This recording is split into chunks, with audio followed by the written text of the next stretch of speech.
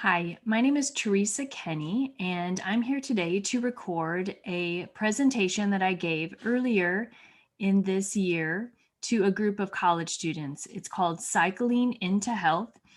And I tried to video that presentation, but it didn't turn out. So now I'm going to re-record it so that many of you can enjoy the information. Just to give you some background on me, I'm Teresa Kenney. Again, I have 20 years of experience in women's health, working cooperatively with the woman's cycle and restoring women to health. My focus has always been to educate women about their natural cycles and how their cycles are a vital sign to their health. And as a nurse practitioner, I work to treat the root cause of issues such as PMS, ovarian cysts, irregular cycles, thyroid disorders, polycystic ovarian syndrome, and many other common women's health issues. And I practice in Omaha, Nebraska at the St. Paul VI Institute and another practice called Sancta Familia Medical. This is my family. I've been married for 20 years, as well as practicing as a nurse practitioner for 20 years as well. And I have 8 children. I'm married to Dan, and we have a busy, full life. And in August of 2020, I started a podcast called the Hormone Genius Podcast. And all of you have access to that podcast on any podcast forum that you love to listen on. The Hormone Genius is all information about women's health, about the beauty of our natural cycles and feminine design. So I really believe that true empowerment for women starts with understanding and appreciating the complexity of the female body and her design. And so all of my presentations are geared towards women being empowered to understand how their bodies work, how their fertility works, so that they can really truly advocate for themselves in their health. We know that our cycles and our fertility are actually a vital sign to our health. And so women go their whole lives not knowing the basic information about their bodies. And without this information, you really can't be an advocate for yourself and be proactive in understanding your own menstrual cycle. So in learning our cycles, we learn to be in tune with the biological markers of our menstrual cycle. And this allows us to identify health problems earlier, to get to the root cause of women's health issues, to seek out medical care sooner. And so as a younger women, you all deserve this basic information about your bodies. It's not only empowering, but it's essential so that you can make healthy decisions throughout your reproductive life. These are all things that you did not learn when you went through sex education. So women do not learn how menstrual cycles provide essential information about their overall health. They also don't learn in sex education about the hormones that control the menstrual cycle, how hormones can make you feel, what are the signs or biomarkers of your ovulation event, which is the main event of your cycle, and what's normal and abnormal in a menstrual cycle, and how now that science has come so far, we actually have natural ways that can be used to both avoid and achieve pregnancy, and also just understanding your authentic femininity and how to really be empowered to take charge of your health. So these are the things you didn't learn in sex education, and we're going to talk about that information today. So to get started, we just want to talk about male fertility for a little bit. Most of the presentation, of course, is going to be about female fertility, but we have to understand, since we are living in a world with both men and women and they complement each other, how male fertility works. So just some fun facts about male fertility. Each male produces about 500 billion sperm from the testes in his lifetime. That is a whole lot of sperm. And the male testicles, which are on the inside of the male body up until about a few weeks before they're born, they descend to the outside. And that's because sperm are very sensitive to heat. And so they have to stay in a cooler environment. So they just descend to the outside of the male's body. And men become fertile at the age of about 12 or when they go through puberty, and they will be fertile all the way up until they actually pass away from this earth. So there's a difference between male fertility and female fertility. And this is really important to talk about the difference of male and female fertility, just so we understand that we are different, but we also, again, complement each other in this. So boys, again, have the power to be fertile from the point of puberty all the way up until death. And they are born with their reproductive cell called sperm. but they begin to produce this on a daily basis when they go through puberty. So they're fertile all the time in a sense, or at least they're fertile, you could say, with each act of sexual intercourse. That act will always be fertile for them, unless, of course, they have some sort of infertility problem. And men will give his reproductive cell to the woman during intercourse, and this cell contributes to the unique and new DNA of a new human being in the process of procreation. Girls are very different. Girls are born with their reproductive cell as well in the ovary, and they release eggs. Basically, as they first start their menstrual cycle, as they go through puberty, they will start to release one egg at a time in each menstrual cycle from menarche up until the age of about 51 through menopause. Women are only fertile, though, for a very short period of time in a menstrual cycle, since this egg is only released once in a menstrual cycle and only lives actually for about 24 hours. Women have a reproductive lifespan in a sense. So, unlike men who have fertility until their death, women's fertility begins when they start their menstrual cycles, what we call menarche, and it ends on the age of about 50 or 51. That's called menopause, and they will actually be infertile for the rest of their life after menopause. Women receive the reproductive cell from the man, and in joining those two reproductive cells together, the sperm and the egg, we create new human beings. And at about after 9 months, that human being makes an entrance into the world. All right, so a little crash course now on your fertility and how to appreciate your fertility. So before we explore that, let's go back to where it all started, which of course for us as men and women is in puberty. It's different, of course, for each of us in terms of male and female. But in general, it starts between the ages for women between 8 and 14. And we always kind of refer to as our, like in terms of sex, like reproductive organs, the brain is actually the primary one. And that's because the brain basically activates the reproductive system through what we call the fertility pacemaker. The pacemaker is the main messenger that sends a pulse of information or a message to the reproductive system. And that message is received and it starts kind of the hormonal changes, the physical changes, the emotional changes, even that the body will see throughout puberty. And once this pacemaker starts in your brain and is established, you could say, it starts the production of your two main ovarian hormones or reproductive hormones called progesterone and estrogen. And these are the changes that occur throughout puberty.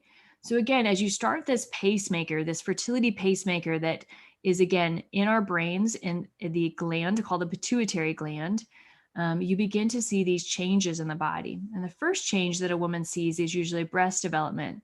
So the young woman will see larger nipples and swelling around the breast tissue, and also sometimes hair will start to grow, what we call pubic hair under the armpits and also in the pubic region.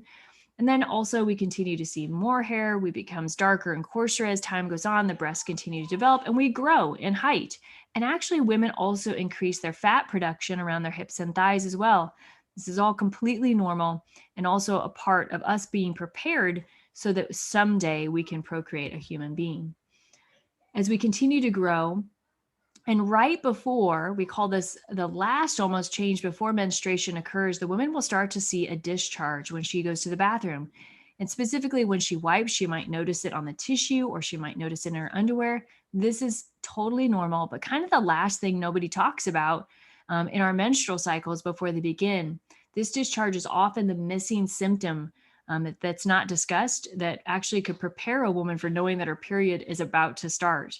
So again, we think about breast development, the changes, the growing, all of those different things. But the very last thing that happens in the months preceding the first period is this sign, this vaginal discharge or mucus sign. And that's really important for young women to understand. And then finally, the period starts. And this is the beginning of our basically the main event for women, which is ovulation and then their menstrual periods. This is that shedding of the lining of the uterus, which happens about once a month. And the sign of ovulation is this cervical discharge or mucus, which is seen in the middle of the menstrual cycle. And this is the one sign that makes it possible for a woman someday to conceive a child. So this mystery symptom that you probably didn't know much about before is this cervical mucus or this discharge. It's an essential part of your cycle. Yes, it's normal. It's that stuff that's white, it's clear, it's sometimes yellowish, it's natural, and you see it for several days in the middle of your menstrual cycle. Why does this happen? Well, in order to produce a human being, the body basically has to create a swimming medium for sperm, because sperm, which come, of course, from men and is the genetic contribution to new life that comes from man, as women have the egg, they need this mucus, these sperm do, to be able to survive. So it's absolutely essential. In a sense, we say if there's no mucus, there will be no conception, because without mucus, sperm just cannot swim to the egg to create a new life. So menstruation, what is it? It's the monthly process of shedding the uterine lining that was built up to support a possible pregnancy. It's the whole point. The menstrual cycle is there to support a possible pregnancy. It is a natural, normal, and healthy event that women experience menstruation. Generally, on average, occurs between the ages of 12 to 15, but you can see it as early as 8 in terms of starting. And we actually know that menstrual cycles are occurring earlier for young women than they did about 50 years ago. And of course, they stop at menopause, which occurs around the age of 50. And we refer, when we talk about the menstrual cycle, as a 28-day cycle in our kind of discussion. But know when I say this, that a 28-day cycle is not what on average actually women have. We just refer to kind of the discussion around it as a 28-day cycle. In reality, the cycle is much more variable than 28 days, even for women who have very regular cycles. But 28 days is about the median average of a menstrual cycle, with 50% of women being 28 days or shorter and 50% of women being 28 days or longer. It's also important to note that when counting days, it's more like the old rhythm method that women used to talk about, our grandparents used to talk about, when women used to track their cycles using kind of a 28-day regular cycle. And so we want to move beyond the rhythm method and look at things that are much more scientific, of course. So there's 4 main phases of the menstrual cycle, and we're going to start by talking about those phases. Menstruation is the first phase. So the menstrual phase is, again, that shedding of the lining of the uterus. We also refer to that lining as the endometrium. And generally, this phase lasts about 3 to 7 days. And it usually, almost always, has a crescendo, decrescendo aspect to it, meaning that the flow doesn't stay one kind of variability. It increases and it decreases. So women will have their heavy days, right? The light days and the moderate days in there. The follicular phase is the next phase of the cycle. And this is when there is a recruitment of a new follicle. And a follicle is what's going to house or give home to an egg. And this follicle, or this follicular phase, is when we see the increase in the hormone production of estrogen. Estrogen is what not only causes the growth of the follicle, but also prepares the uterus for a new life. And as it grows, that follicle, which is a cyst basically on the ovary, it gets to be about 2 to even 2.5 centimeters. And it, again, is holding that egg until the point it's going to release that egg, which is next in the ovulation event. And this event, ovulation, is the main event of the cycle. So I always say the period actually, or the menstrual cycle, is the after event. The main event is ovulation, or the release of the egg from that follicle. And it's really the only reason why you experience a menstrual period to begin with. It happens due to a surge of another hormone that we release from our pituitary gland, again from the brain, and that's called luteinizing hormone. And that triggers the release of this egg from the follicle. And as that egg is released, it's actually picked up or captured by the end of the fallopian tube. And we call these little fallopian tube fingers, or at the end of the fallopian tube, fimbria. Then after that egg is released, we enter into the luteal phase. And the luteal phase is after ovulation, after that release of the egg from the follicle. And that follicle now becomes a completely different structure. We know that as the corpus luteum, which actually stands for yellow body. And it produces the hormone progesterone. And the hormone progesterone prepares the lining of the uterus for a potential pregnancy, making it thicker and adding nutrients to protect a developing life. If pregnancy does not occur, the hormones decrease and that corpus luteum disintegrates. The beginning of the new cycle then starts it all over again, and we see the period or the beginning of the menstrual phase. So let's just talk about these hormones, estrogen and progesterone, and their effects in our daily life as women. These lovely hormones, of course, create amazing changes in the woman's body. And sometimes those changes that occur from start to finish can make us feel amazing in our creative power. They supply health and vitality and beauty to the woman's body, but they can also make us feel like we're a little bit on a hormonal roller coaster. And the ride of this hormonal roller coaster can be exciting, it can be scary, and actually sometimes uncomfortable. So, what's important about knowing the changes of the hormonal roller coaster and understanding our menstrual cycle is just to be more aware so that you can expect those hormonal changes, be more confident in yourself, and knowing when those things happen. So, again, if we look at the hormones of men, this is why, again, men are different than women. They have a much more stable pattern of hormones. They make their main hormone, which is testosterone, and they also make a couple pituitary hormones that regulate the testosterone. But you can see like testosterone is just a stable hormone. It actually is highest in the morning for men and decreases just slightly throughout the day. But in general, it's pretty stable. Whereas women have all sorts of hormonal changes, and they're much more like, again, on a hormonal roller coaster with LH and FSH and estrogen and progesterone. And this is why women have premenstrual syndrome and why they don't feel the same every day. But the beauty of this is that as you get to know your body, you can actually harness or be empowered to even use your hormones to your advantage and even, use their creative abilities. So, for example, with estrogen, the hormone estrogen, for most women, the climb in estrogen as the woman's preparing for ovulation is a happy experience. We tend to be more confident, more strong, courageous. And when our estrogen is high, our hair looks better, our skin looks better. So you can use your like feminine genius at this time and get lots of things done. You're actually more attractive to men at the time of releasing estrogen. They've done studies to show that men are actually more attracted to ovulating females at the time of the release of the egg. Just makes sense that that's how God would make us so that we can actually procreate human beings on this earth. And then we've got the hormone progesterone. And progesterone, I like to say, is the progestational hormone. It's progestation, or, getting the body ready for a baby. It's the most important hormone, you could say, to human conception. Progesterone's job is to prepare the uterus for a new life to implant there. Again, it thickens it up, it gets it ready with nutrients and blood supply. The rise in progesterone causes the lining to become vascular and ready for a fertilized egg. It actually increases your body temperature. So when you hear about women using body temperature to actually track their cycles, it's because of progesterone that this is possible, because progesterone is actually thermogenic and raises body temperature about a half to a full degree after ovulation. And after ovulation, again, the whole cycle is preparing for pregnancy. If you have low progesterone, sometimes we can look at these phases in the cycle and actually find these imbalances by looking at the luteal phase. And if it's shorter than normal, that's definitely a sign there could be an imbalance. So your cycle, again, is a vital sign of health. That's perfect. We're going to talk about, how we can look at the cycle and see the biomarkers as normal. And of course, what we can find out about biomarkers that tell us possibly if something is abnormal and when we need to seek medical care.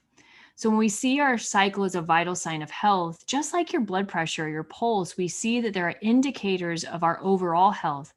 The menstrual cycle is very key to understanding the woman's overall health. Your body shows you outward physical signs that you can track. And this allows you to easily kind of, could say, track your health and be empowered as a woman to be proactive in knowing and understanding your body. So the awareness of your fertility, do you know the signs of your fertility? Do you know how to track? If you were going to track your cycle, would you just track your period, or is there so much more that you can look at?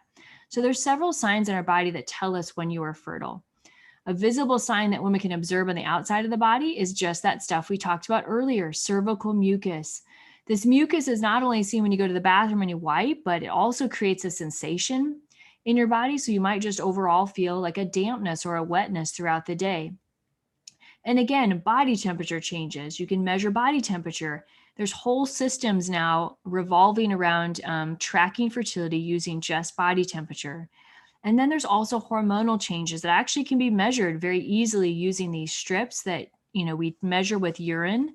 And that can tell a woman when she's fertile or when she's ovulating as well.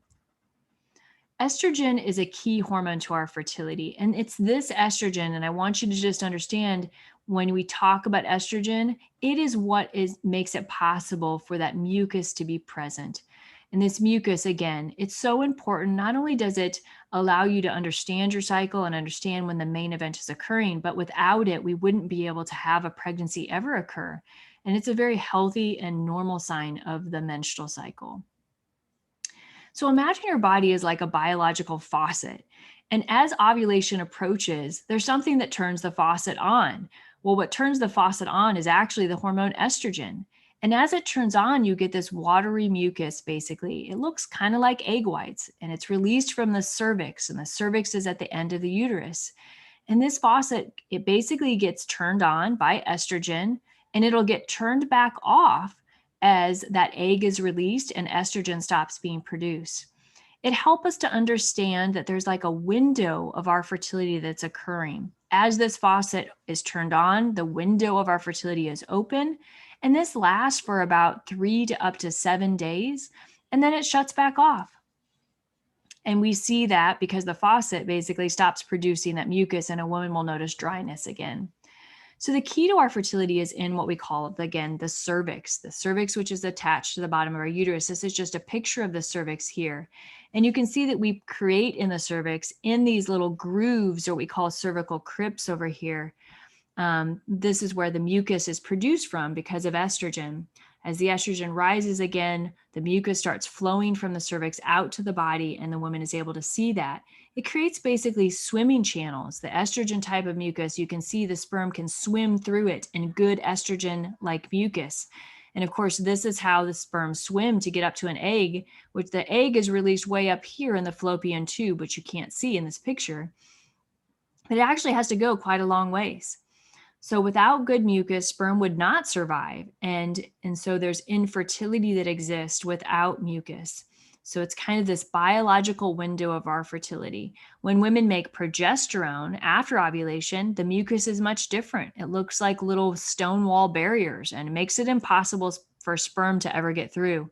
So it's the natural way that our body makes us infertile again.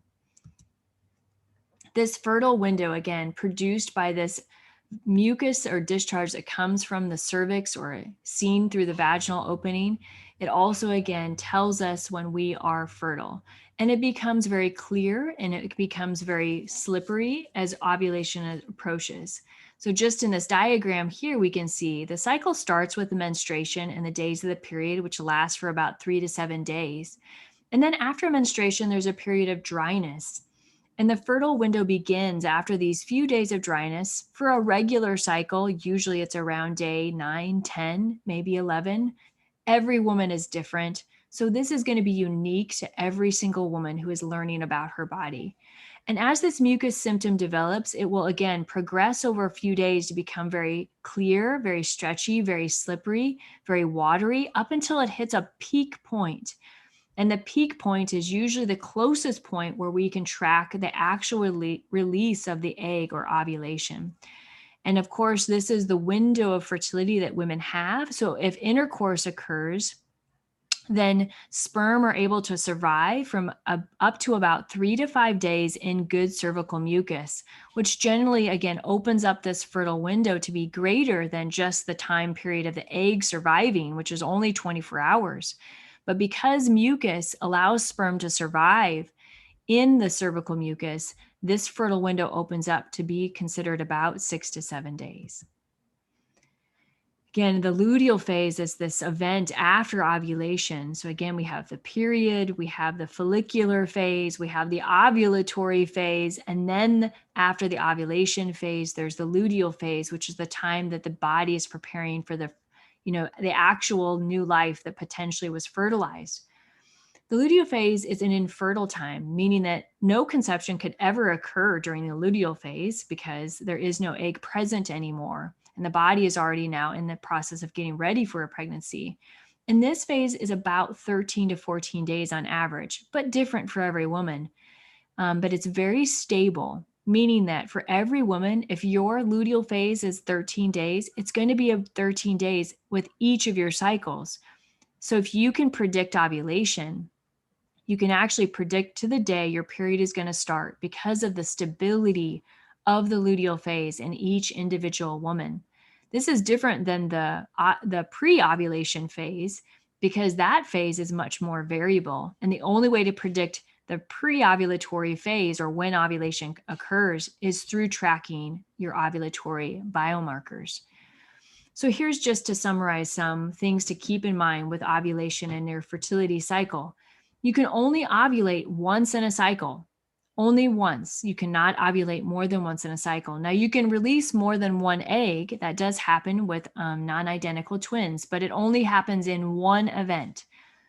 You are capable of getting pregnant for a small window each cycle, just around this ovulation time.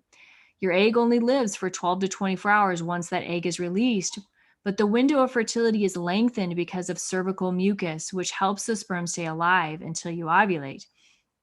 And again, your temperature will rise about a half degree to a full degree after you ovulate to suggest and show that progesterone is now on board to get the body ready for a new life. So what are the parameters of a normal and healthy cycle?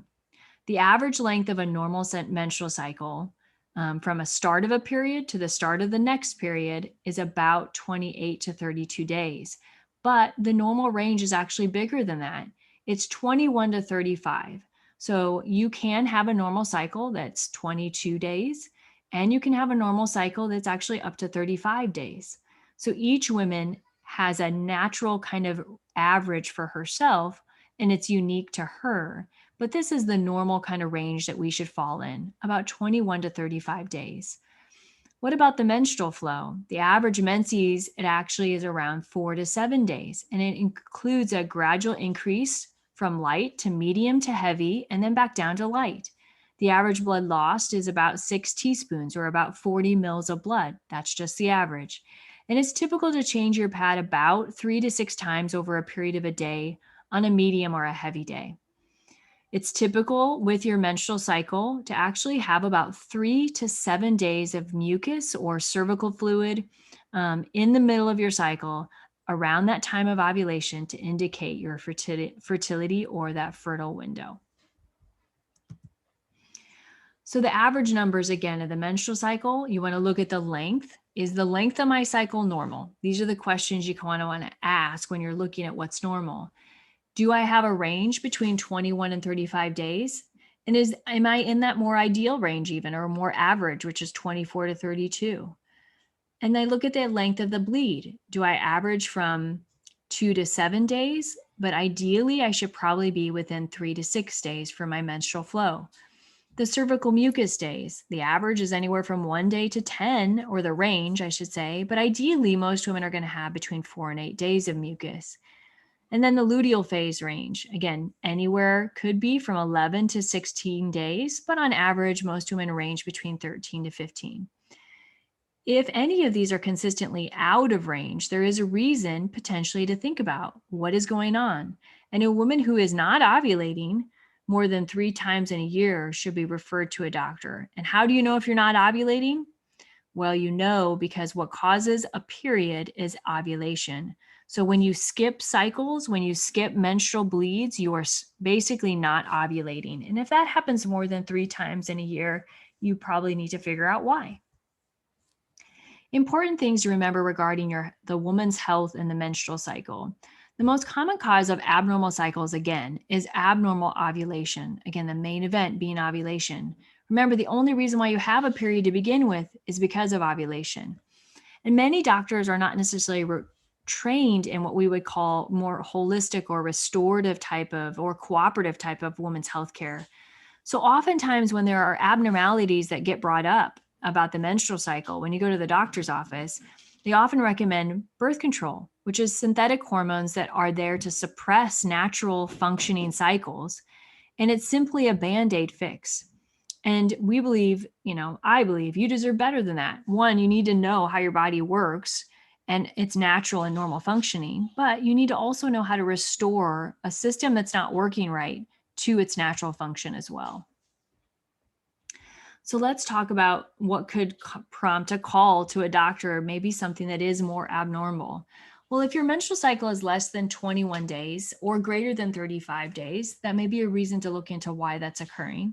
If you're skipping periods, especially greater than 3 in a row, if your menstrual flow is too light, maybe it's just a day or two, or if it's too heavy, if you're bleeding through many pads, more than a pad every 2 hours or even every hour, on your heavy days or having many heavy days in a row, specifically not having, or if you're having a menses that lasts 2 days or less, or if it goes longer than 7 days, or if you experience excessive pain with your period, cramping or nausea even, or vomiting with your period, that is not normal. It's normal to have some cramps, but cramps that basically a Tylenol, a couple ibuprofen usually help with. If you have lots and lots of cramping and pain, there may be a reason to seek out why that's occurring. Also, if you have significant PMS symptoms, especially the mood swings, depression, the irritability, headaches, fatigue, breast tenderness, and you can't sleep, bloating, or waking, any of these things that last longer than just a couple of days and are really affecting your quality of life, that can be something that can be actually corrected by a good holistic healthcare provider. So other symptoms that can occur that maybe would suggest an immediate need to see a healthcare provider would be bleeding again that's extremely heavy, where you're changing a pad or a tampon every hour for many hours in a row. And if you start to feel very dizzy or lightheaded in that experience, bleeding or spotting in between periods, bleeding after intercourse, severe pain, fever, abnormal discharge that has an unusual color, unexplained weight gain or weight loss, unusual hair growth, new onset of severe acne, or even nipple discharge. Those are all things that you should seek out, a good healthcare provider to talk about what's going on. All right, let's talk a little bit more about PMS. What does PMS stand for? Well, it stands for premenstrual symptoms. It's a collection of symptoms that occur before, of course, your period. And most women will have these symptoms. It usually ranges from a couple days to 3 days before your period. But for some women, can last as long as 10 days to even 2 weeks before their period. And the most common symptoms are mood swings, irritability, crying easily, breast soreness or tenderness, constipation or diarrhea, feeling down or depressed, fatigue, headaches, trouble sleeping, food cravings, and bloating. So a whole collection of different physical and emotional symptoms. And of course, we know that the hormones that change with the cycle can cause these, and it would be normal to experience them for a day or two, maybe even 3. But when they really start affecting your quality of life, there is a reason why you should seek out help for the premenstrual syndrome diagnosis. You actually can make your period better. So it's normal to have some mild cramping, like we talked about, in some PMS, but yet there's ways that you can walk along your body and actually make these symptoms better. So what can you do? Well, you can drink a lot more water. Your body is about 75% water and needs a lot of hydration throughout the day to work well. And so, set a goal of drinking at least 64 ounces of water a day. This is the first step in maintaining a healthy weight, a healthy body, and actually reducing some of that PMS. We don't eat enough vegetables. That's the truth. And actually, we tend to eat too much fruit, I think, sometimes, which has more sugar, but we need to eat more vegetables, anywhere from 4 to 6 cups a day, lots of variety of colors. And avocados are kind of, you could say, the perfect vegetable. It has such great fat in it and fiber in it, and is so good for the menstrual cycle. So if I could pick one, I would say start eating an avocado a day and you're going to feel much better. What can you do also with protein? Protein should make up about 30% of your diet. And I often find women kind of avoiding protein or just not getting enough. We have lots of sources of protein, including, of course, the meats and fish, but there's also nuts and seeds and healthy oils and dairy products, eggs. So there's lots of ways that you can get good protein sources, and that is really important for your hormones and actually important for your blood sugar to stay controlled as well and for you to feel your best. Of course, we want to feed our fuel or fuel our body with good foods, and we want to avoid the bad foods that make us feel not well. And of course, excess sugar is probably the biggest problem for most of us. And so if you're someone who's constantly feeling tired, if you're, drinking fruit juices, pop, sweet drinks, and all of those sweet coffees, those are probably making your blood sugar go up and down too dramatically and you're not feeling well. In general, it's better to avoid foods that come in boxes, crackers, cookies, white bread, mac and cheese, hamburger helper, ice cream, chips, all of these we call processed foods. We really want to avoid those because that's what makes our bodies not work as well. If you imagine what goes inside your body really is expressed on the outside of your body. So think of feeding your body with really good, healthy nutrition. Can't tell you how much vitamin D is so important for everything. And so we got to get out in the sunshine more. Your body needs vitamin D to support your bones, your immune system, your mood, your energy. And we all need about at least 15 minutes of natural sunlight to feel and get the vitamin D that we need and feel our best. And basically, the vast majority of us are going to need a supplement of vitamin D throughout our lives just because we now live in a time where vitamin D is just always deficient in our human body. And so talk to your doctor or your healthcare provider about supplementing with vitamin D. Most people do need it, especially I would say our young women in college when we aren't getting as much sleep.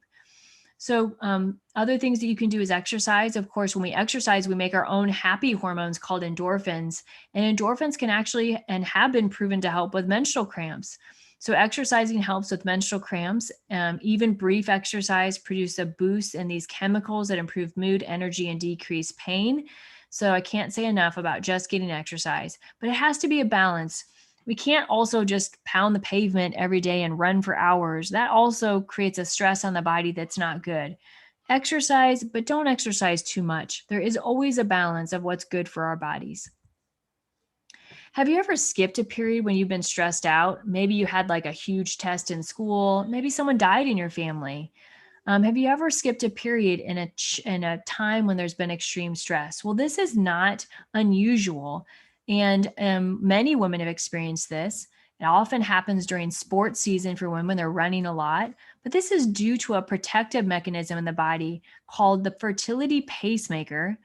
And the fertility pacemaker basically shuts down under severe stress, or it temporarily shuts down or delays ovulation so that you don't get pregnant when you couldn't take care of that child. We often see this in changes in weight or diet or exercise patterns, especially if you lose 10 pounds or more.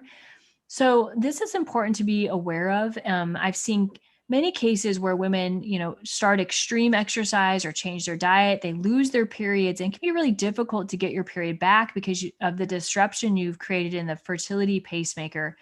But there again are holistic healthcare providers that can help with this.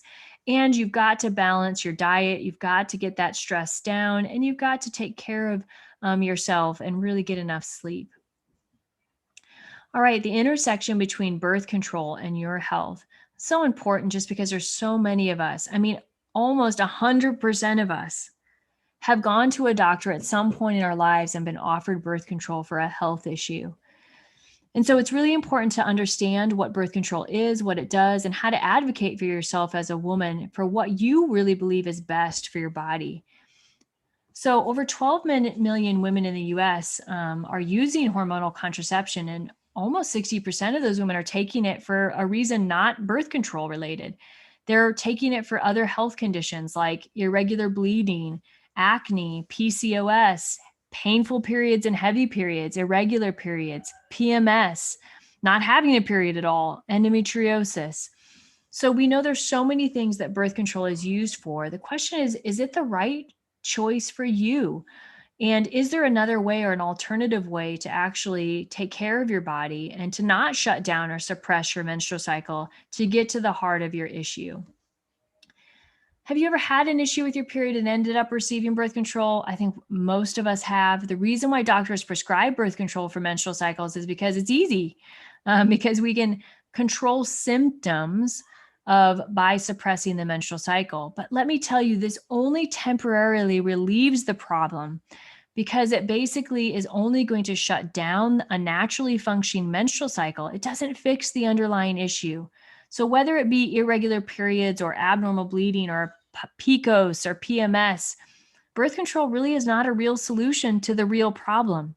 So we want to think about how we can actually get to the root cause and maybe look at correcting that root cause as much as we can without just temporarily shutting down your female cycle. So these are important things to remember during with your woman's health and just taking this into account. Birth control can never actually fix a woman's health issue. It does temporarily correct symptoms of women's health issues, absolutely. So women do sometimes feel better because of the shutting down of the menstrual cycle. But there are many cooperative ways and restorative ways to treat the underlying cause of women's health issues. But you've got to seek out a healthcare provider who's open to this. And these are unfortunately less common. So we must learn the language of your body first. You have to be your own best advocate. If you don't want birth control, if you don't want to suppress the cycle with synthetic hormones, it's only you who can find the actual answers. It may take hard work, but there are people out there like me who want to help you. So how do I turn this now into practical use? Now I understand my body more. I'm just getting started in this whole fertility education. What's my next step? Well, it would be great now to take the next step to actually learning how to track your cycles. So the goal of this program is not to teach you how to chart, of course. This is just a presentation to give you kind of the framework of understanding your fertility and to want to take the next step.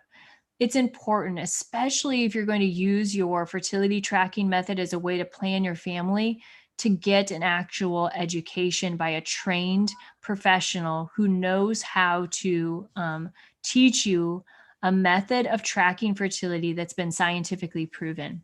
Your success in charting always depends on the expertise and training of your instructor, as well as your using the system correctly and your motivation to do that. So you want to make sure that you find a trusted fertility tracking provider. And, if you're going to use it again to achieve or avoid pregnancy, you actually use a proven method. But if you're not ready to look at using this for family planning, you just want to use this as a vital sign to your health, there are some basic steps you can take. You can start by getting a calendar, and most of us have them now on our phones, and you can use an app that helps you track your cycle. The key to being successful in tracking your cycle is being consistent every day. And it's easy to do this if you get into a routine where you put the information in there about your body on a daily basis. You might put a reminder next to your bed or in your phone that says, hey, what did you see today? Track your cycle. Consistency is the key to success. So each and every day, you've got to pay attention to what's going on in your body. You got to pay attention to those sensations that are changing as that mucus patterns are changing throughout the cycle. Some of these sensations, again, start with dryness, then move to dampness, then wetness and slipperiness. You can actually feel those on a daily basis, but you actually have to think about it, which that takes a habit to establish in order to do. And this can be done on a daily basis. Now, the best time to pay attention is when you're in the bathroom. It's the easiest way to do it. So when you notice when you go to the bathroom and you use that tissue from front to back, you're going to feel something. Is it going to feel dry? Does it feel damp? Does it feel super wet and slippery? What was the sensation I felt? That's an easy thing for you to start with in terms of tracking this, because when you have that ovulatory mucus, it's going to be slippery and it's going to be wet, and you're going to notice that. But remember this, with your menstrual tracking apps, technology is not always scientific when it comes to fertility charting. In fact, an organization called FACTS, also stands for Fertility Appreciation Collaborative Team to Teach the Sciences, an organization that really tells us about these natural fertility methods. They were only able to find 6 apps that were able to actually predict the fertile window accurately.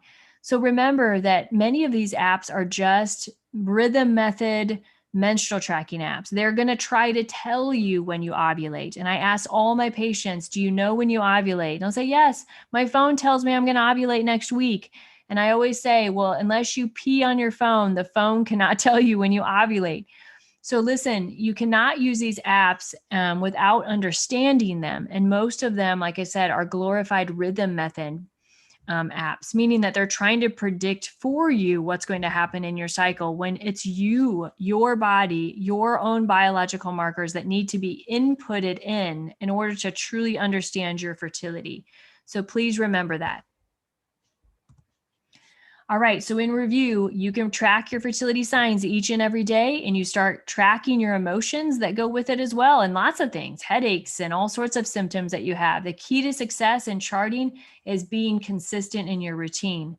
You'll be paying attention to when you're in the bathroom, when you're wiping, again, these changes in sensation or seeing the mucus. Your body's going to produce this mucus or this change in sensation.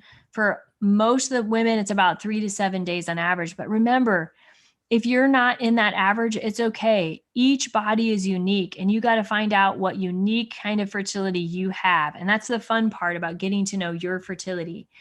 If you track these changes and you're able to find your peak fertility or your peak day of your fertility, then you're going to be able to predict to the day the onset of your period by counting 12 to 14 days after that peak day. So no guesswork when knowing when that period is going to show up. By tracking your ovulation patterns, you can figure out when your body is actually going to start your next cycle. So here's just a little to summarize. We're getting to the end here. Some of the fertility tracking methods that are scientifically proven and you can take a look at. I call them natural fertility methods. There's various ways that people talk about these methods. They're known as fertility awareness-based methods or natural family planning, fertility awareness methods. There's lots of different ways people talk about them, but I like to say natural fertility methods. Natural fertility methods are various ways to naturally track fertility through direct observation of the cycle without the need for any artificial hormones or devices. These methods are used by women in order to avoid and achieve pregnancy, or they're simply doing it to track their health. And natural methods are very reliable, very effective. The woman's able to make accurate observations with education and resources and tools without, again, any artificial hormones being put in the body. These methods are completely focused on the woman understanding her natural body and her natural observations and achieving optimal health. So the pros of using a natural method is that, hey, it's empowerment. It's true. Being a true feminist is actually understanding your body. Your awareness of your body and cycles allows you to be an early advocate for your health. Your cycle is a vital sign of your health. Your relationship will be focused on true intimacy and self-mastery, which strengthens marriage. Your body will be healthier by avoiding harmful chemicals and devices. And a major study found that women and men say natural methods improve their sex life.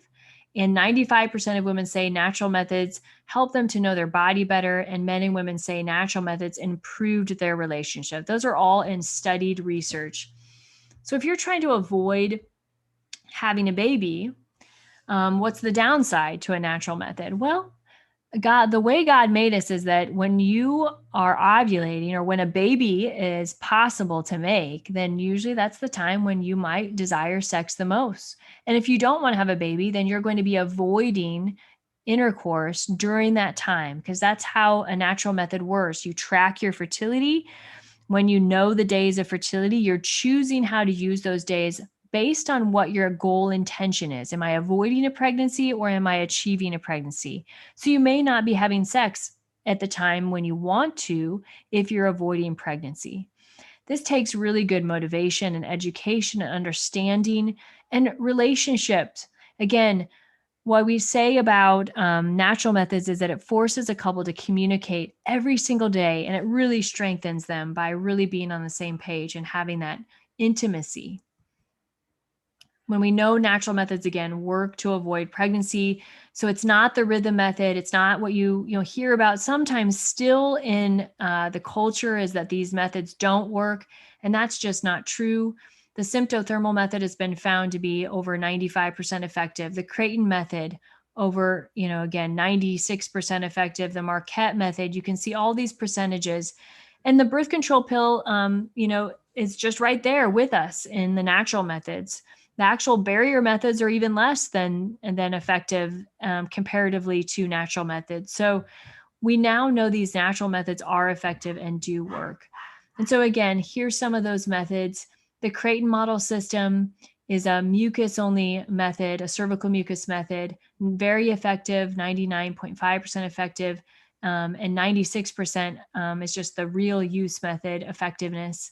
The Marquette method, this is one where they use the urine strips and also track fertility signs like mucus and basal body temperature, extremely accurate for avoiding pregnancy, but also for tracking your fertility. The Billings method, also a mucus method, and symptothermal.